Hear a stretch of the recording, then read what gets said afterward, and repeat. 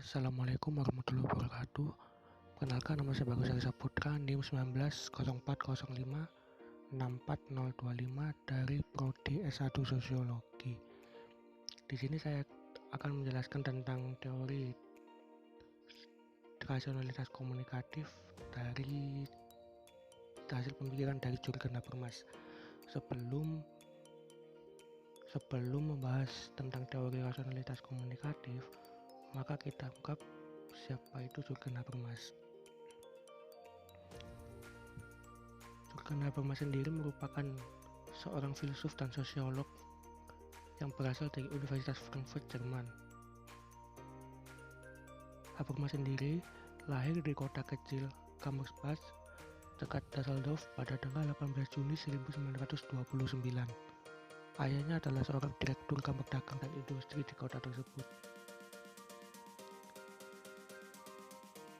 Sebagai anak, Habermas bersimpati pada barisan Hitler, Jung, dan sempat masuk dinas militer pada usia 15 tahun. Namun, sikapnya terhadap Nazi berubah drastis setelah ia dikejutkan oleh film dokumenter tentang pengadilan Nuremberg dan kem-kem konsentrasi yang dia tonton.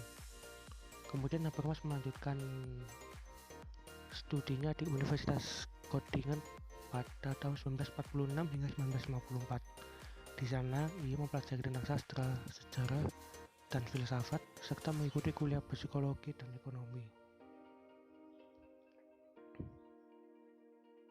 Habermas sendiri dikenal sebagai seorang filsuf besar kontemporer, pemikir interdisipliner. Hal ini dikarenakan ia tidak pernah berhenti pada satu bidang kajian ilmu tertentu. Sebagai generasi kedua pasca Frankfurt, ia selalu berusaha melampaui sekat-sekat disiplin ilmu sehingga merambah berbagai bidang seperti filsafat, sains, sejarah, psikologi, politik, agama, sastra, dan seni di Göttingen, Zurich, dan Bonn. Di sisi lain, Habermas terkenal sebagai teoritisi sosial, filsuf, dan intelektual publik terkemuka Eropa selama lebih dari 5 dekade.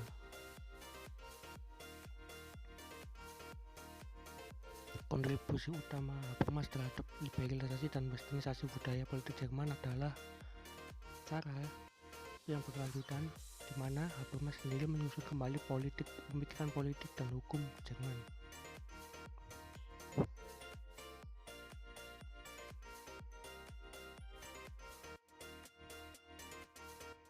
Kemudian secara umum Habermas sendiri menjelaskan bahwa apa yang dimaksud dengan ilmu kritis adalah ilmu pengetahuan sistematis tentang tindakan sosial, ekonomi, sosiologi, dan ilmu politik yang mempunyai tujuan. Ilmu sosial yang kritis tak akan pernah puas dengan sesuatu. Ia akan terus berusaha melampaui tujuan ini untuk menentukan kapan pernyataan-pernyataan teoritis tetap memahami sifat beraturannya dan kapan dia harus mengungkapkan relasi-relasi yang dibekukan secara ideologis yang pada prinsipnya dapat berubah. Bagi Habermas sendiri, teori kritis bukanlah teori ilmiah yang biasa dikenal di lingkungan akademis kita. Ia menggambarkan bahwa teori kritis sebagai suatu metodologi yang terdiri dalam ketegangan dialektis antara filsafat dan ilmu pengetahuan. Teori kritis tidak hanya berhenti pada fakta-fakta objektif yang umumnya dianut oleh aliran positivis. Teori kritis berusaha menembus realitas sosial sebagai fakta sosiologis untuk menemukan kondisi yang bersifat transendental yang melampaui data empiris. Dapat dikatakan, teori kritis merupakan kritik ideologi. Teori kritis ini bermaksud membuka selubung ideologis dan irasionalisme yang telah melenyapkan kebebasan dan kejernihan berpikir manusia modern.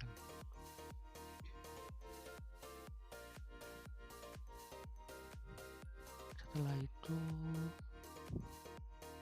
Habermas berpendapat teori kritis tidak hanya berhenti pada fakta objektif yang pada awalnya dianut oleh aliran positivis.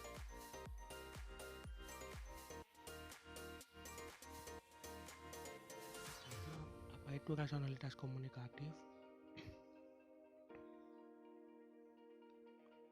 Rasionalitas komunikatif adalah sebuah paradigma baru yang mengkonstruksi paradigma kerja teori Marxis menjadi paradigma komunikasi.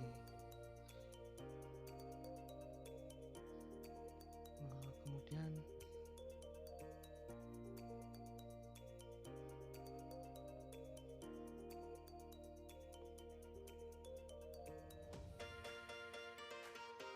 hal tersebut bertujuan untuk memperoleh konsensus dan terciptanya demokrasi radikal, yaitu hubungan sosial yang terjadi dalam lingkup komunikasi bebas penguasaan.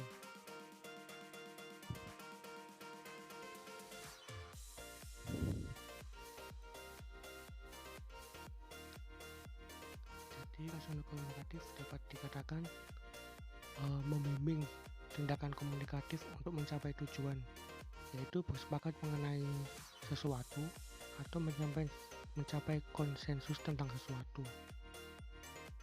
Sebagai contoh kasus adalah ketika kita mengunjungi sebuah tempat atau sebuah negara, kita melakukan percakapan dengan warga negara asal tersebut, tetapi kita dan warga negara tersebut tidak dapat saling memahami bahasa yang kita ungkapkan. Kemudian kita dan warga negara tersebut menggunakan isyarat nonverbal dan mimik untuk menjelaskan suatu maksud tertentu.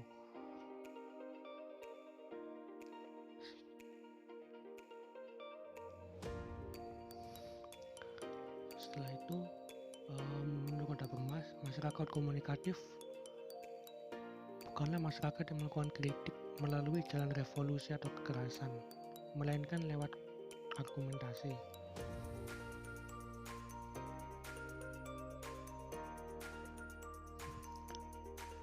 Habermas sendiri membedakan dua macam argumentasi, yaitu perbincangan atau diskursus dan kritik. Kita melakukan perbincangan atau diskursus dengan mengandaikan kemungkinan untuk mencapai konsensus rasional. Diskursus atau perbincangan untuk mencapai konsensus atau klaim kebenaran disebut diskursus teoritis. Sedangkan untuk mencapai konsensus atau atas klaim ketepatan disebut diskursus praktis. Pada akhirnya, diskursus untuk mencapai konsensus tentang klaim keseluruhan disebut diskursus eksplikatif. Setiap komunikasi yang efektif harus mencapai klaim-klaim ini, dan orang yang mampu berkomunikasi dalam arti menghasilkan klaim-klaim tersebut disebut memiliki kompetensi komunikatif. Secara sederhana, Habermas ingin mempertahankan isi normatif dan dari modernitas, rasionalitas kebudayaan, masyarakat, dan kepribadian dengan rasionalitas komunikatif. Menurut Habermas, jika rasionalisasi berjalan sesuai isi normatif, modernisasi akan menjamin integrasi kebudayaan, masyarakat, dan sosialisasi. Sedangkan kapitalisme yang membuat modernitas berciri patologis karena terjadi erosi makna, alienasi, psikopatologi.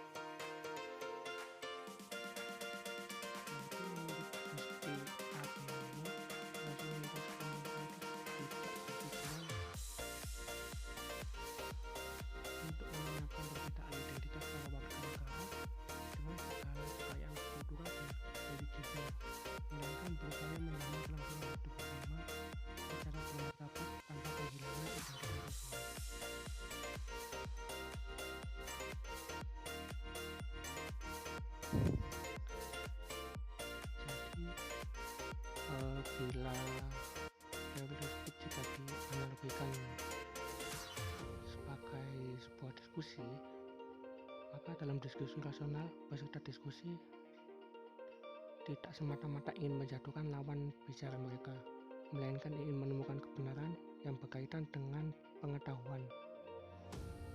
Suatu kepentingan yang mengadakan diskusi macam ini adalah kepentingan untuk mencapai otonomi dan tanggung jawab. Kemudian, hal inilah yang mengacu pada suatu kondisi di mana seseorang mampu berkomunikasi bebas dari pembatasan-pembatasan akibat dominasi maupun dari kendala-kendala dari dalam dirinya sendiri. orang akan menjadi rasional dan kritis.